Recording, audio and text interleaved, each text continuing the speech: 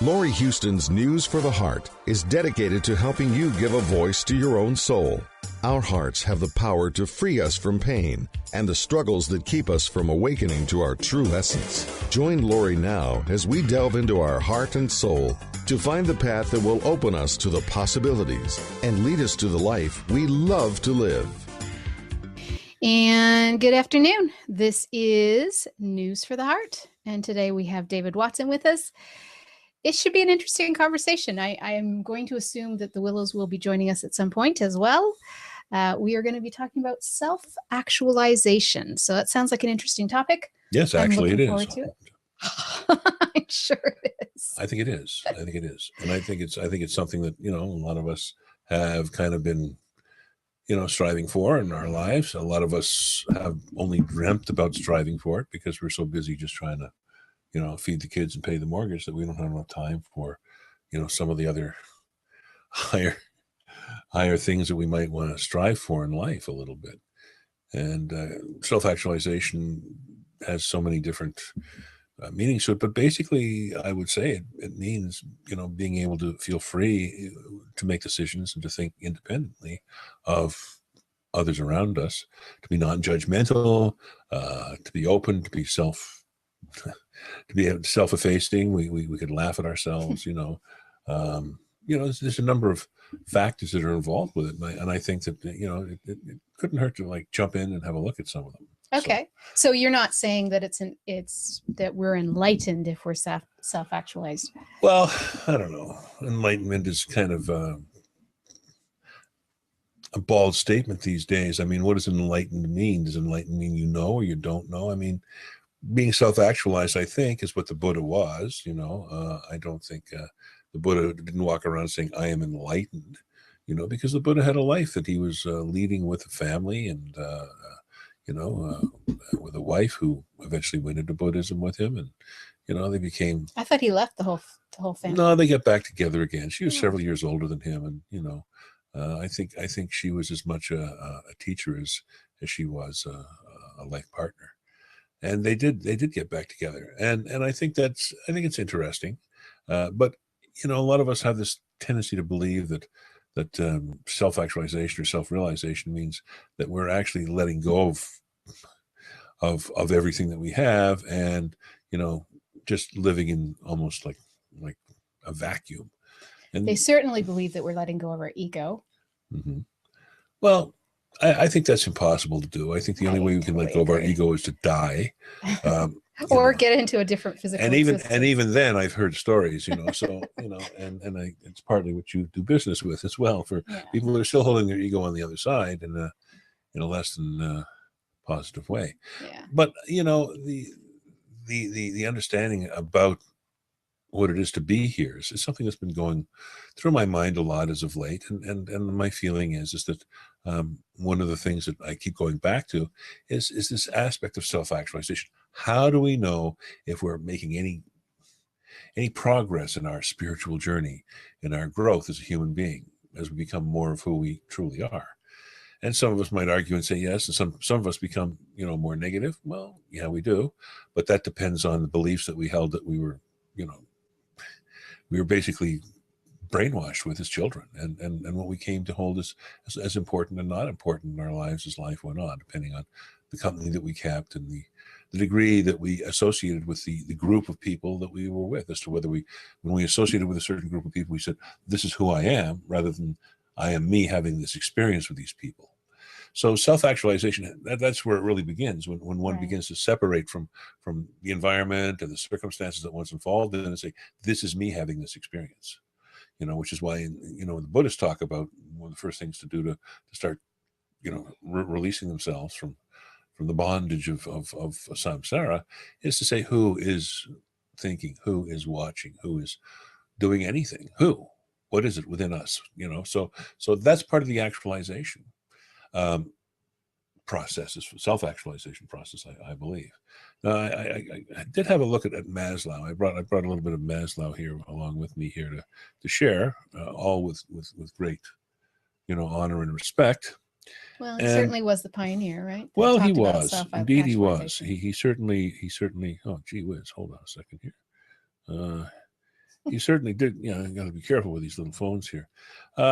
He talks about the hierarchy of needs. Right. And that's just from being a physical entity, right? So it starts off with physiological. And we kind of look at the world, and we're very fortunate living in the society we live in North America, because while we do have the usual kind of challenges, we don't suffer from the challenges that are coming through our news media from third world countries, where people are starving, they don't have drinking water, we don't have any of those challenges here. So those once those are basically taken care of, and we try to set it up so even the dastardly amongst us have a place to stay in prison, where they're safe and sound, because right after our physiological needs are taken care of, then there's the need for safety.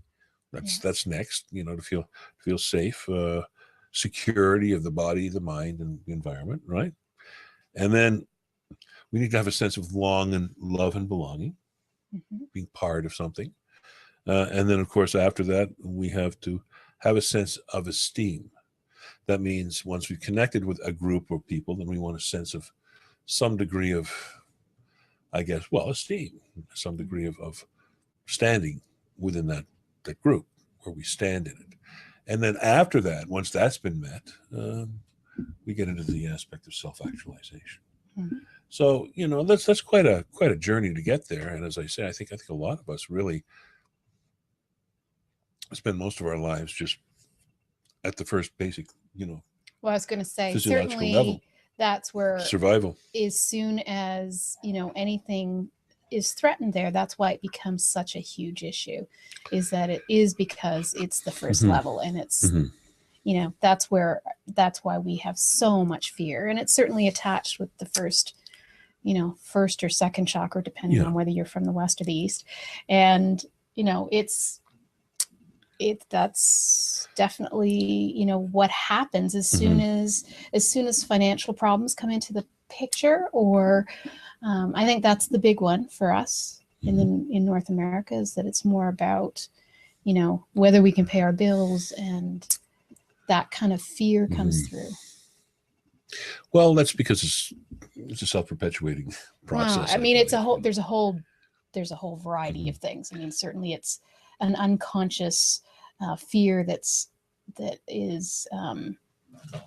has been sent down. It's in the ethers. It's all around us. That it's a fear that gets triggered, and it's a fear that is probably the biggest that can control us. Well, the way I kind of look at it is the world has always been kind of like an unstable, unsafe place for us to be. I mean, our ancestors, if we're to believe the stories of caveman and Neanderthal and early Cro-Magnon, those of us who evolved and eventually became who we are, Homo sapien, our background is one of eat or be eaten, kill or be killed. Right. So, we get pretty wary in a world that apparently isn't, that friendly towards us, But these are the things that over the years, that's what we do, because we not only individually have this hierarchy of needs, society does as well, because it's a larger body that we're all members of. So once we get the basics taken care of, and those of us who run out of money find out there's actually social services who can put us in a place to stay. It might not be the place we want, but it is a place to stay, and we are provided with food. It might not be the food we want, but it's some food indeed, And we're allowed to have TVs. We're allowed to not work. We're allowed to have society support us to the degree that we feel comfort. And some of us feel it's much easier to do that than to participate, because it's so painful to participate in the world around them. So that's a level of consciousness that we all have an opportunity to go to or grow through.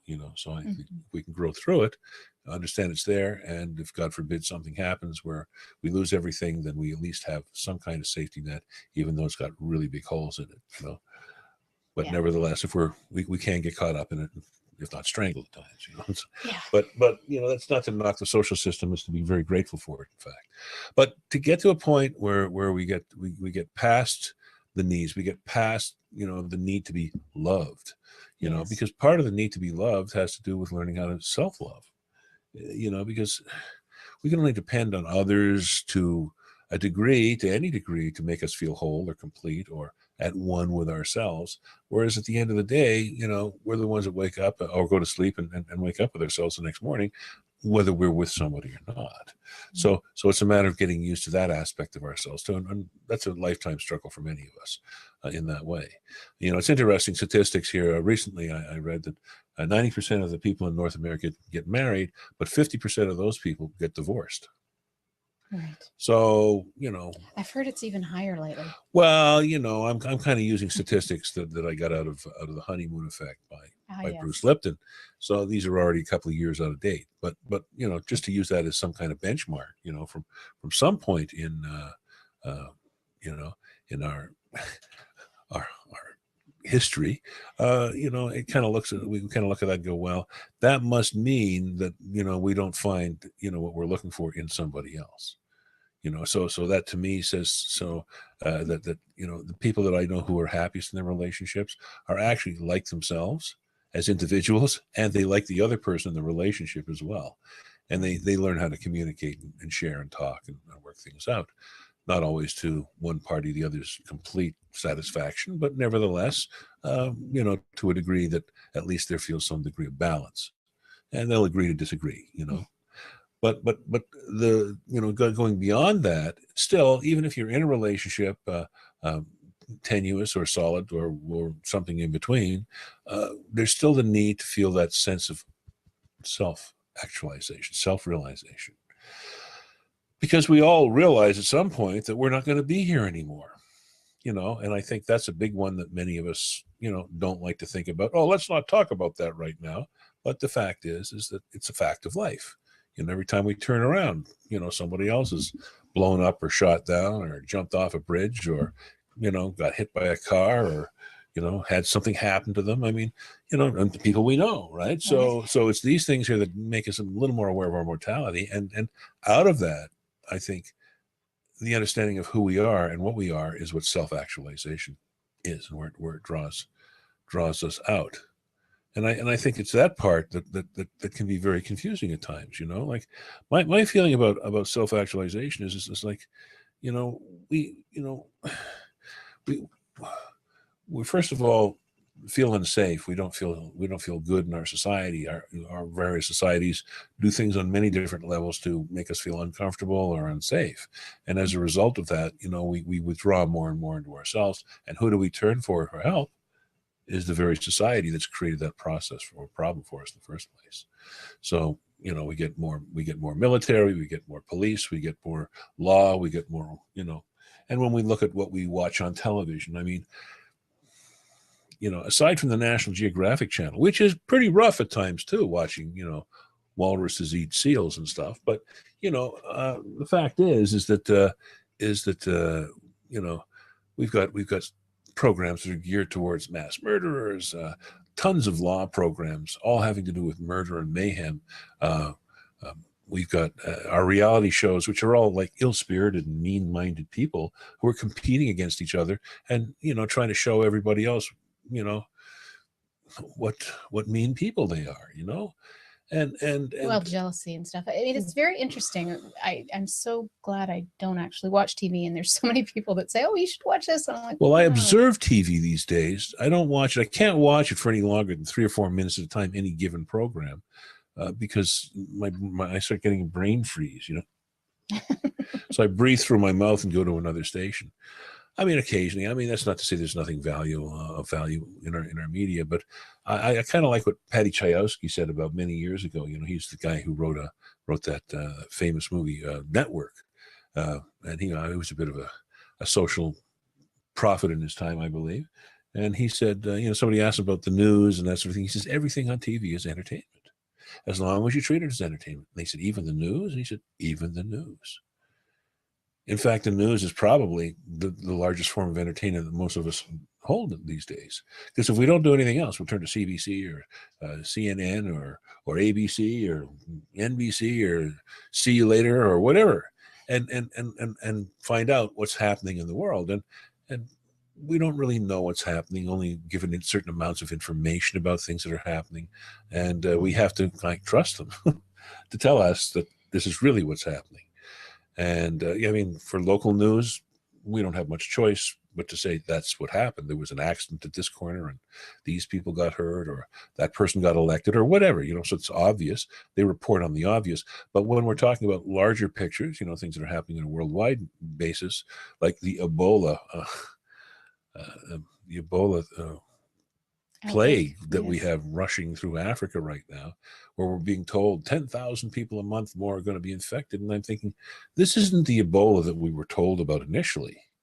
The one where, you have to like lick somebody's armpit after they die to get it, This Ebola here apparently can be picked up magically through gowns and protective gear and that sort of thing, and, goes into somebody and kills them. And it's interesting because, again, we don't have the full story on Ebola. So I did a little bit of research, and what I found out? Nada. All I found out about was the fact that we're creating a vaccine for it. And for a disease that, until this year had killed, worldwide, maybe 200 people in the last 50 or 60 years, the sudden outbreak is, curious. Yeah, that's the word I would use. Curious. So, as to where, why it's spreading the way it is, I don't know. I don't know. Right before I heard about it, I rewatched The Stand. I don't know if you know The Stand. This book by Stephen King. Oh, yes. Well, I rewatched the series. I don't know why. Something made me want to do. It was on Netflix. And about the plague, yeah. Yeah, that's what it starts. It just makes me wonder, one, why I chose to watch it right before I heard about it. And two, what... well, just so we can be extra afraid. Yeah, I don't think we stand a really big chance of having it like rush across North America. Right. Or but anywhere else. The whole point of The Stand was that it was something that was released. It was an accident, but it was something that was created in a lab. Exactly. Well, there's lots to be said about that, and this isn't a conspiracy show. So, my feeling about those things is it's all open to conjecture. Well, it's all about fear. It's all about creating fear within the populace, and the more fear we can create, the more we can be controlled. Well, manipulated, of course, because that gets us back to that basic needs. It gets us back to the very beginning, where we become very stupefied. Like we can't. It's like we can't move. So this is why I talk about self-actualization. Exactly. We're going to go on break though, and we will come back. Break? Okay. Yes. And you're listening to News for the Heart with David Watson. You can find out more about David if you go to his website, Ask the Willows. So askthewillows.com. And we'll be right back. Hi, I'm Laurie Huston, and I have a great show on bmajor.org called News for the Heart. I'm an intuitive counselor, coach, and teacher with professional qualifications and certifications, as well as natural clairsentient and claircognizant abilities. I've been on my spiritual path for over 20 years, and during that time have acquired through extensive studies, teachings, and sacred texts over 30 different healing modalities, which are continuously being added to, as life is an ongoing journey. My passion is on relationships, limiting beliefs, energy that is blocking you, and awakening consciousness as we become more heart-centered. You can find out more about me at my website, intuitivesoul.com, or call me at my toll-free number, 1-855-444-SOUL. That's 1-855-444-7685. And I'd be honored to connect with you. Let's get to the heart of what matters. Do you want to become more empowered, connected with your core, guided by your heart and soul's purpose, be more balanced and have more mindfulness? Are you searching for the answers, wanting to understand your relationships better, why your intimate relationships, friends, family, and even work colleagues can impact your quality of life? How your relationships interfere with your business, career opportunities, and even starting your own business? I'm Laurie Huston. I have a free weekly advice column with bmajor.org called Heart Lessons. Our hearts have the power to free us from pain and the struggle that keep us from awakening to our true essence. You can send me your questions, or for more personal guidance, contact me at intuitivesoul.com or call me at my toll-free number, 1-855-444-SOUL. That's 1-855-444-7685. And let's get to the heart of what matters to see your heart lessons. Want to know where you can hear Laurie Huston's News for the Heart? Well, that's easy. You can tune in to Laurie via Clear Channel's iHeartRadio, Spreaker, Blog Talk Radio, iTunes, and at bmajor.org. Now, back to Laurie Huston and News from the Heart. And welcome back. This is News for the Heart. I have David Watson with me. We're talking about self-actualization, and I believe we're going to stick with David for a bit, and we're going to look at some of the reasons. Well, you have it all, so why don't we just talk? Well, I wish I did, but I have a couple of things here. I brought along some information today because this is something I've been thinking about a lot lately, as I had mentioned at the beginning of the broadcast, and my feeling about this is that we're in a place where, you were talking about just before we went to break that talking about being self-actualized, and we're talking about how society is there to control us, to make those decisions and to try and manipulate us, to make us anxious and that sort of thing, which is one of my basic beliefs in life as well. We've discussed this ad infinitum in the past, but just to take this to another level, it's good to note that when we begin to see these things, we can begin to say, well, what are we going to do? Because about this, because the very society that created this for me, as I said some moments ago, that creates this space, whether it's through business, whether it's through political measures, or through our media, or whatever the case may be, it just brings it to a place where we have to turn back to them for help. And what help are they going to give us? Well, more of the same, I believe. So and they are us, of course, and it's a larger game that we have to deal with and realize. So my feeling is that if we do this and we get to the point where we no longer can necessarily have that society to fall back on, what do we do? So we need to do 3 or 4 steps. The first step is, as I have down here, stop looking outside of yourself for information on how to be safe and to find peace in your life. Because the answer you're really looking for is not outside of you, it's inside, as we all have ascertained in one level or another. And you say, well, what do you mean it's inside? Like, my heart's inside, and, I'm an atheist, and I don't believe on stuff being inside. Well, I think your brain's inside. I think your thinking process is inside. And whatever energy it is that's motivating you to be alive and wander around and eat, do all the things that you do, I think that part of you is at a state where you might want to not have to dance like a little puppet every time somebody says boo in our media or otherwise. So that means to be able to look inside and decide for yourself the truth of what you're hearing. Okay, and to know the difference. And that's where you begin to go inside of yourself. And after you've gone inside of yourself, you can then start looking at yourself and the fears that are controlling your beliefs and values, and consequently your behaviors. That's the second thing. So once we start to do that, then we can begin to go, oh, well, where did I learn that? Where did that first happen? That's a question I always like to ask people, right, when I'm working one-on-one, and somebody says, oh, I feel this way or I feel that way. And I say, oh, really? When did you first notice you started to feel that way? And people go, what? And then in that moment, they begin to realize that maybe they've been experiencing it all their lives. And that's significant. So once we begin to do that, we can then begin to make a few shifts as far as the way that we think, and so and besides, if you challenge the things that you were being, talked into believing to be true when we're young, you were always told you were wrong, right? The W word. Mm-hmm. Thirdly, determine whether the feeling or belief or behavior is benevolent in your life now. In other words, the thing you're experiencing, is it benevolent? Is it making your life a better place for you to be? And is it making the lives of those around you a better place for them to be in? Mm-hmm. And if the answer is no, then you have to be motivated to change. That's the 4th step, change. First of all, you have to realize it. And once you hit that point and say, okay, I'm asking myself questions about where I learned it and what I'm going to do about it. So what do? I then begin to understand the nature of who I am by asking these questions. And that's the first step towards actualization. You see, that's what I believe. What do you think? Well, yeah, we have to start looking at what we do. I think the biggest one to me that you mentioned was the first one, which is we have to stop looking outside of ourselves. And that's a really difficult one to do, because we're continuously and always, being reinforced that the victim is, who we are, that things are happening to us.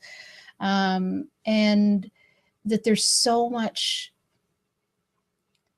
too much benefit for us to want to be the victim. Like I remember having a conversation about somebody about responsibility. And to me, responsibility was such a difficult term to sit with in the beginning of this journey that I took, because it meant that absolutely everything that happened, I had to look at. And it also kind of got mixed up with martyrdom, in that I saw that people, that did that were kind of like martyrs, in that they didn't seem to have much fun in their lives. And so I had to really sit with both of those concepts and definitions and what they meant to me.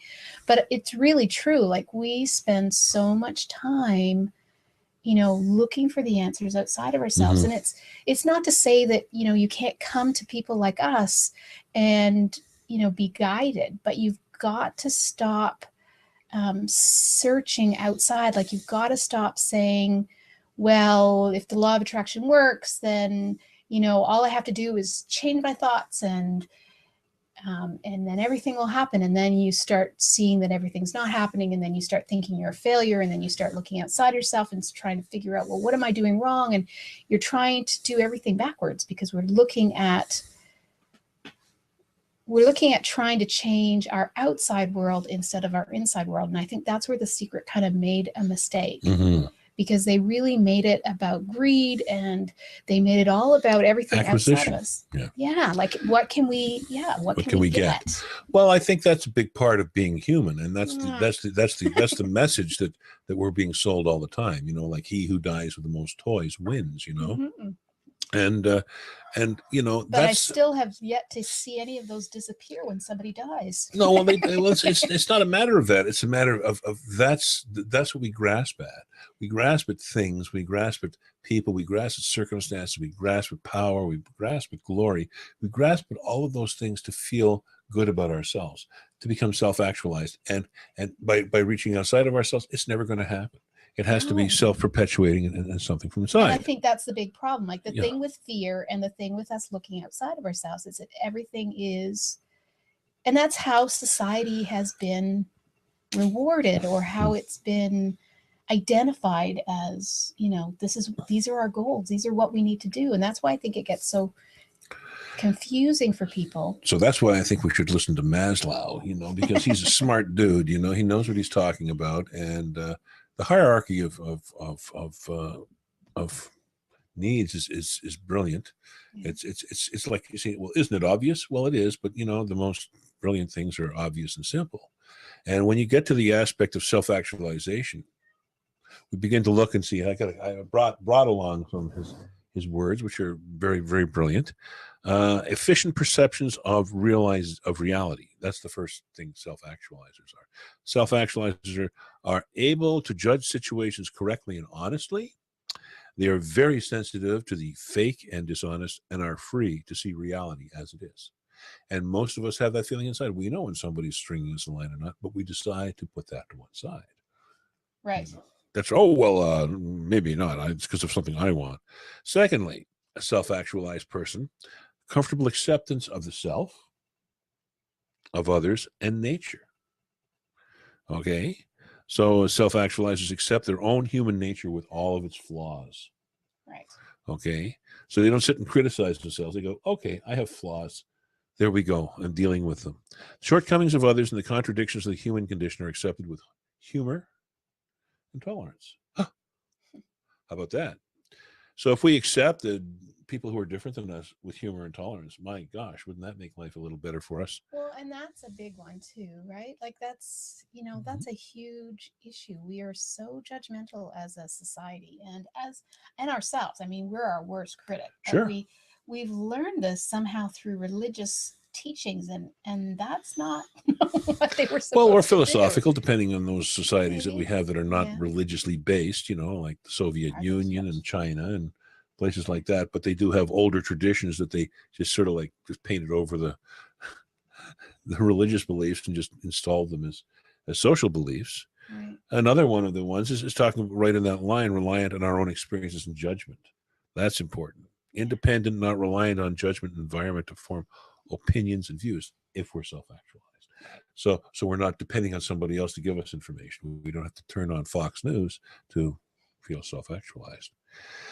And that we're spontaneous and natural, that we're true to oneself rather than how others want us to be. And I'm not saying to be contrary. I'm saying that if you're doing something or you're feeling something and you know that it's right and it feels good for you, then do it. Right. You don't have to go along with the status quo to say, oh, well, I'm going to go along with that. And how many of us do that on a regular basis? I know I have too many times in the past,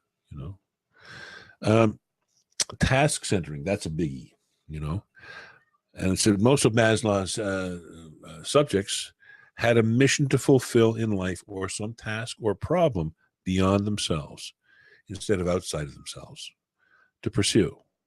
And humanitarians like Schweitzer and Mother Teresa are considered to possess this quality. So it's to have a purpose and to have a calling. Right. And those of us who have that do feel self-actualized with it because it's bigger than us and it's what allows us to move forward, to have that enthusiasm. And then, of course, autonomy. Self-actualized people, are free from reliance on external authorities or other people. They tend to be resourceful and independent. Now, that can be argued in two ways, in many ways, in fact.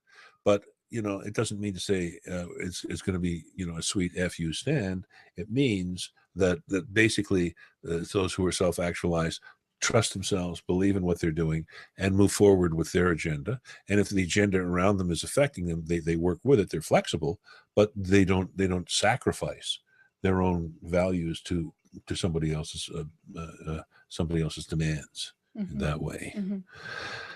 And continued freshness of independence. I like that one.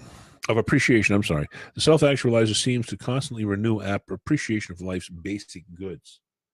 So, you see a sunset or a flower, but each time you see a sunset or a flower, you're knocked out by it. It's not just once.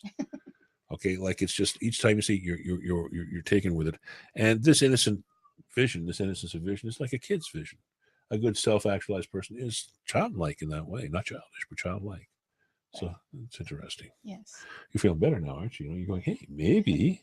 No, maybe. I've always been okay with this stuff. Profound interpersonal relationships. The interpersonal relationships of self-actualizers are marked by deep, loving bonds. And that doesn't necessarily mean a life partner. It means friendships. It means family. It means important connections.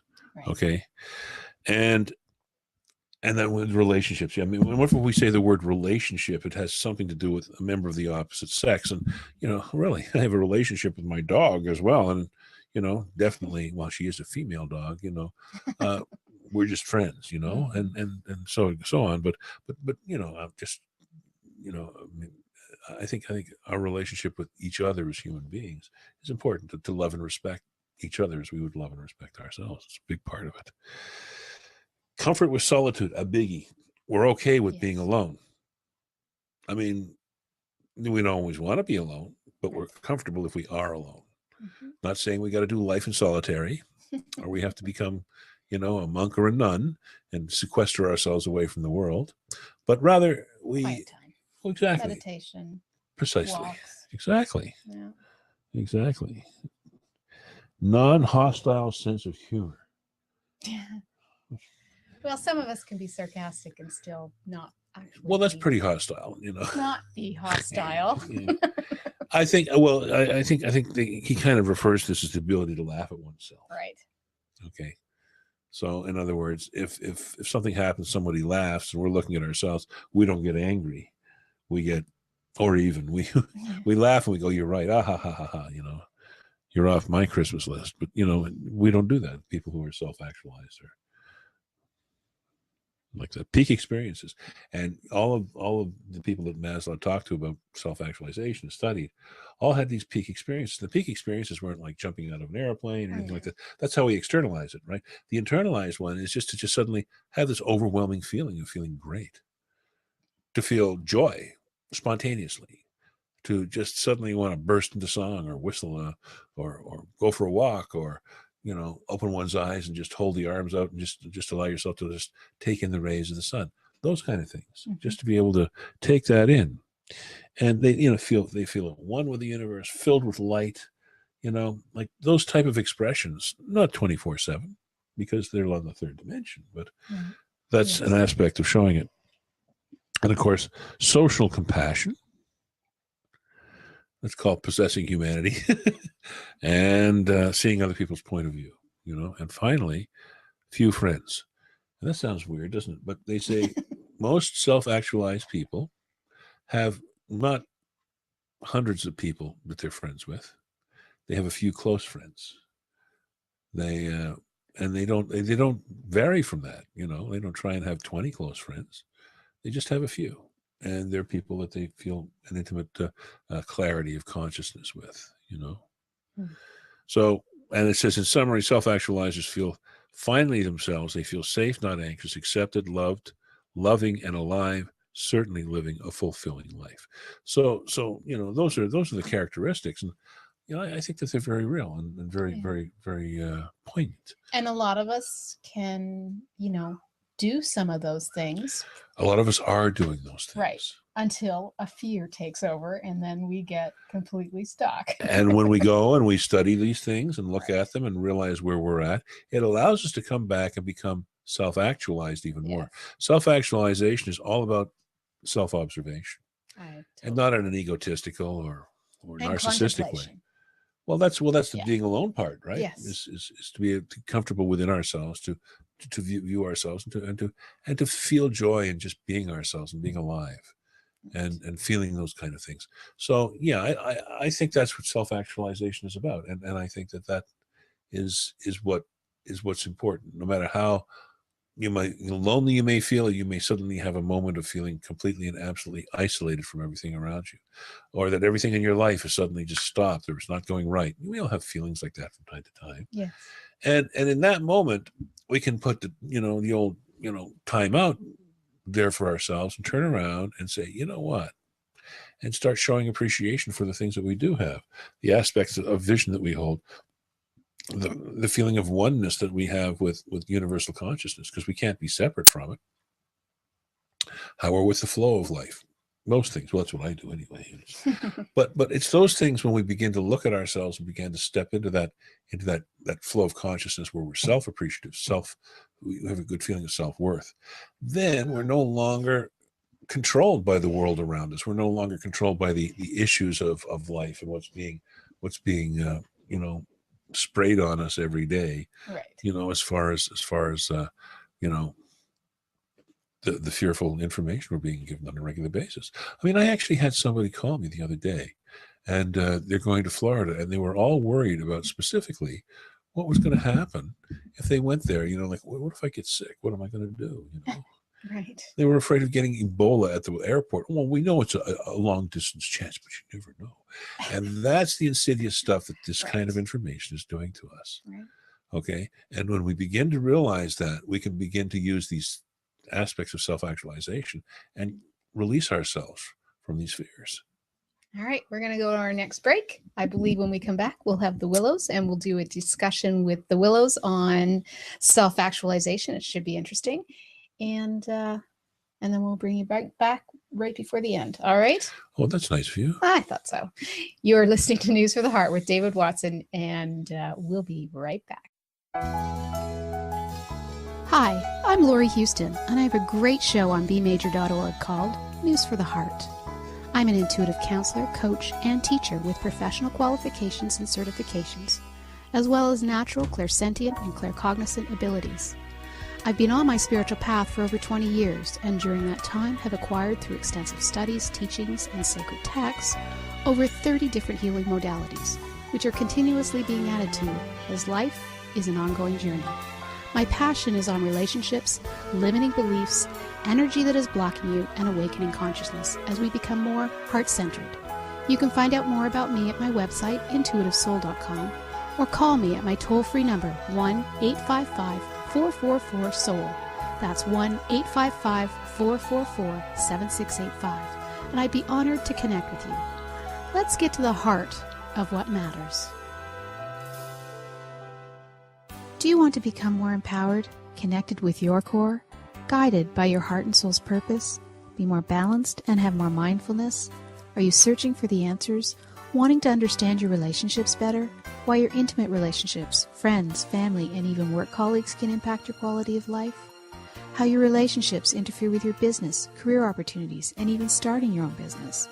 I'm Laurie Huston. I have a free weekly advice column with bmajor.org called Heart Lessons. Our hearts have the power to free us from pain and the struggle that keep us from awakening to our true essence.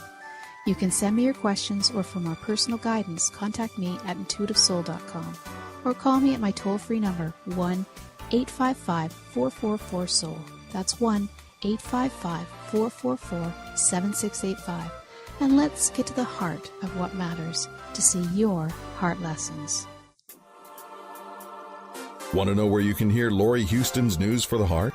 Well, that's easy. You can tune in to Laurie via Clear Channel's iHeartRadio, Spreaker, Blog Talk Radio, iTunes, and at bmajor.org. Now, back to Laurie Huston and News from the Heart. And welcome back. This is News for the Heart. And as I suggested, we do have the Willows with us. So we will discuss self-actualization. Now, I know that David has done his research and he's offered us all sorts of interesting thoughts. What are your beliefs around self-actualization and maybe some of the things that we can do to achieve it? Well, first of all, self-actualization is not a destination. Yeah. You Good see, point. this is the most important aspect of the entire process to understand the nature of this. It is an ongoing process, as the universe is an ongoing process of creation. So is self-actualization. For self-actualization, indeed, is the very basis of conscious creation and creation in the world about you. To have compassion, to have understanding, to have insight, to have love, to have all of these factors, as the entity David did share from the information he brought with him, is very important.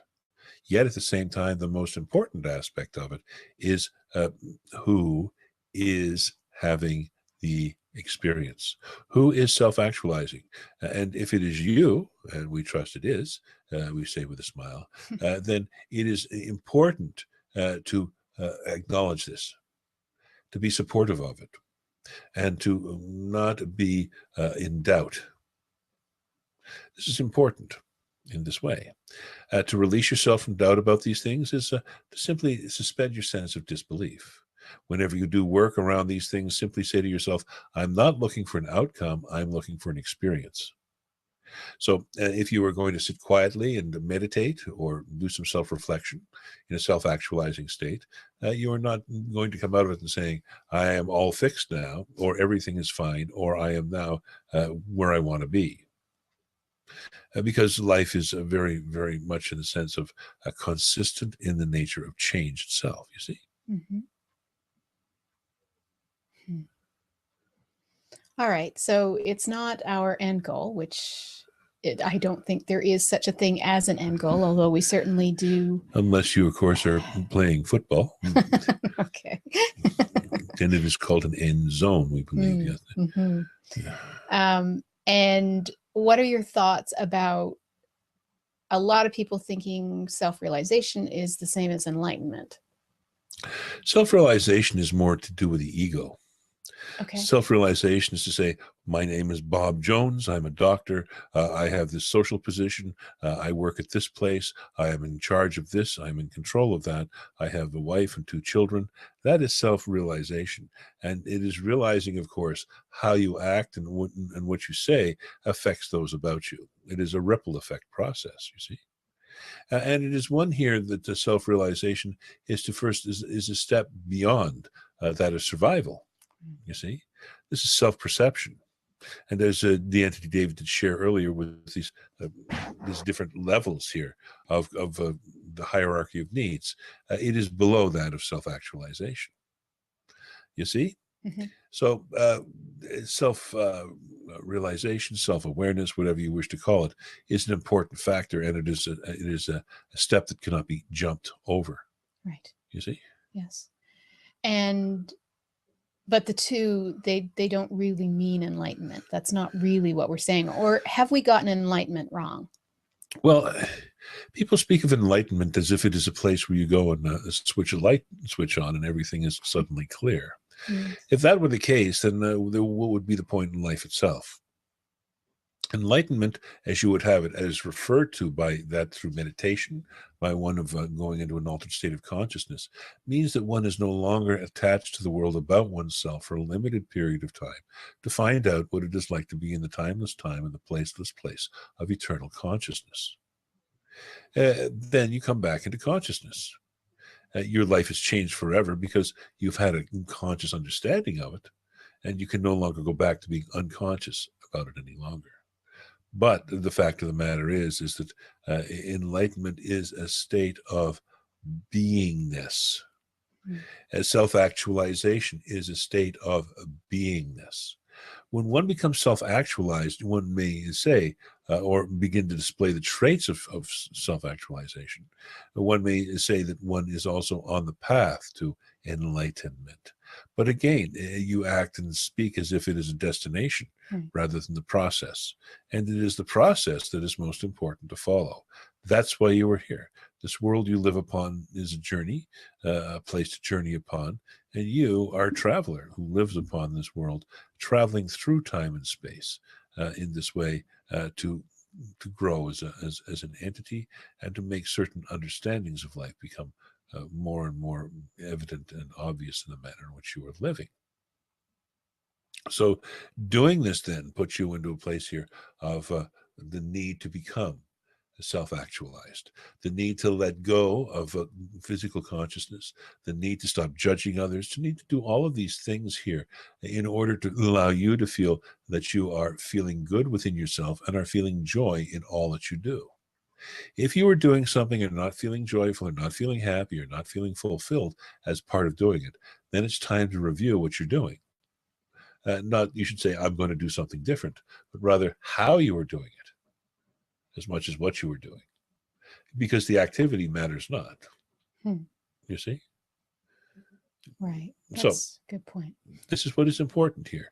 So it doesn't make any difference here. And in this way, by entering into this state, it allows you to reach a point of self-realization through self-actualization, through self-knowledge, through self-knowing. But the self-actualization, not looking to create a hierarchy, is simply put on the top of one pyramid by the name of Maslow. But that is it. That is all that needs to be thought about regarding this, because there is no end. Right. That is called progress. That is called growth. You see. But again, that's we want to mark things in stages. We want to see things happening because, again, we're looking outside of ourselves. We're judging based on where we are on certain areas or certain paths. Well, that's what communication is based upon, common experience of certain knowledge, yes? So that the most evident way to put it now is to say to people and talk about the programs you watched on TV as a child. Remember the Smurfs, remember the Care Bears, yes?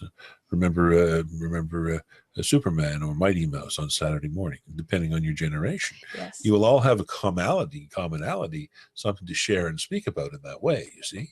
But in truth here, by following the same type of recollection, there are no common recollections to experience or to express one's personal growth or personal path and experience in life. For each person has a completely different one, although they have similar feelings, you see, but they have different experiences to achieve these feelings. So it is really getting to a certain point where life is treating one in a certain way and then having a realization or an understanding come to oneself that is another step on the path to self-actualization, you see. Okay. And how can people be that will assist them to, I guess, maintain as much of that state as possible? The best way to do it is to just get on with your life. Focus on what you're doing. Do your job. be with your friends. When people become critical, just listen to what they're saying and pass no judgments, and realize this is something they're going through. If you feel it's important for you to share something or an insight about your vision of life in that moment, feel free. Because that way you were working with your own energy and your own growth in this sense, you see here. Mm-hmm. Other ways here, by just having faith in your living process. We have said this many times to many people in many ways, but having faith in your process. In other words, knowing that it's okay to be you, that wherever you are in your life is exactly the place you're supposed to be. And that's what's most important in understanding the nature of being. Mm. When you can do this, then you can release yourself from this other need to fulfill somebody else's version or vision of who you should be. Right. So be confident with what you are doing and the decisions you've made. And if you don't like what you've done, then change things, make them different, act or behave in a different way, do something, go in a different direction. But don't stay where you are, because staying where you are is a decision as well. And it is usually one that's not very satisfying if you find that you're beginning to feel you're painting yourself into a corner. Mm-hmm. And by the way, we would say, do not feel bad if you have painted yourself into a corner. Just remember, all you have to do is wait for the paint to dry. And then don't do that again. You see, this is the thing. Most of this has to do with releasing the need to be self-critical.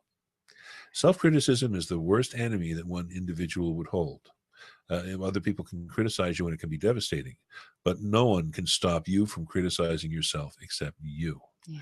And most people are doing it because they have a sense of feeling unworthy, in the feeling that they're not smart enough, or they're not good enough, or they don't think fast enough, or whatever they can come up with, you see? Mm-hmm. And if they ask themselves, where did I first learn this or hear this, they would always find that it came from early childhood. And it wasn't their own doing. These are things that were integrated into individuals before they even came onto the physical plane. It was integrated during gestation. Many of mother's fears and thoughts and feelings were translated directly to you as a fetus growing within the mother.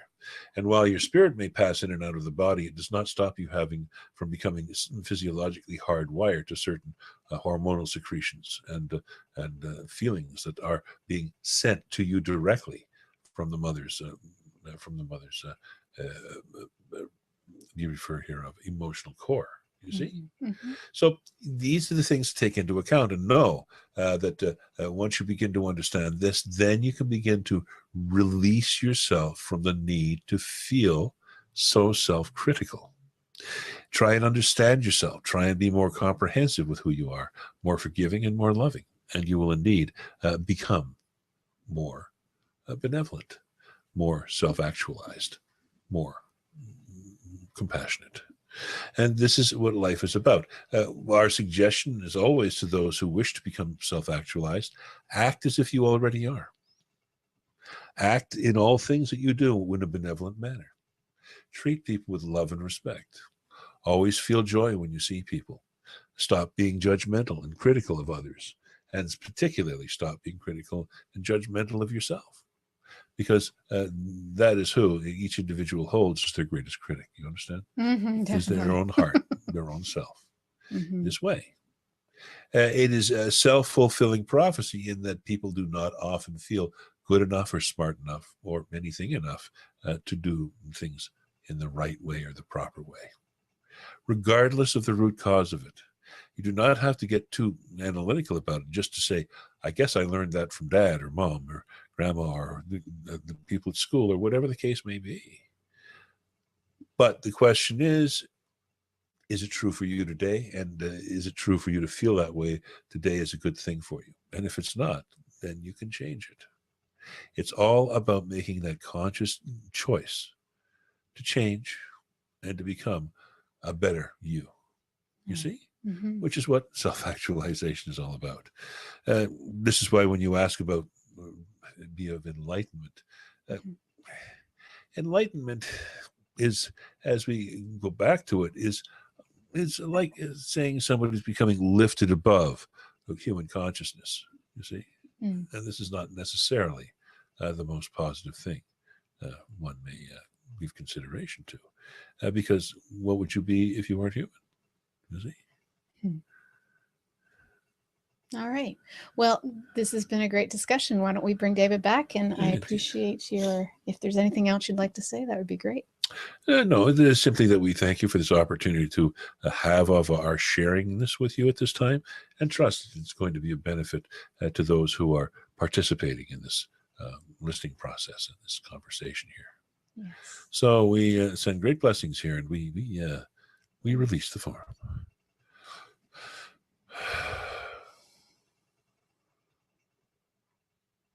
Welcome back. Well, hi there. Okay, so I believe we've kind of gotten an interesting perspective from the Willows. Not that it was very different from yours. It was just more about being versus and not worrying about the end journey. Okay. Is there anything else that you would like to say before we? No, just thanks for the opportunity to be able to share this, and I think this is an ongoing process. I don't think it ends any place in particular. I think it just continues.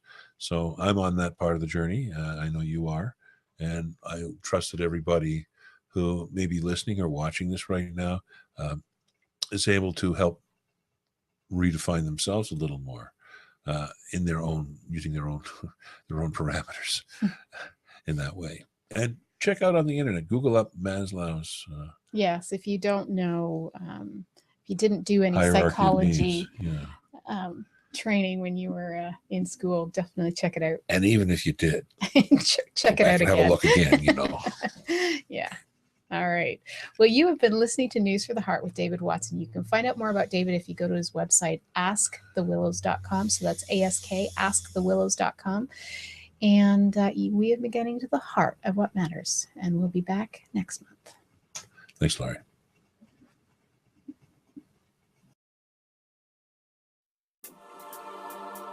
Have a question for Laurie and want to be on the next News from the Heart show? Drop us a line via instant feedback at bmajor.org. News from the Heart is brought to you by Intuitive Soul and is produced by Major Radio for Clear Channel's iHeartRadio and bmajor.org.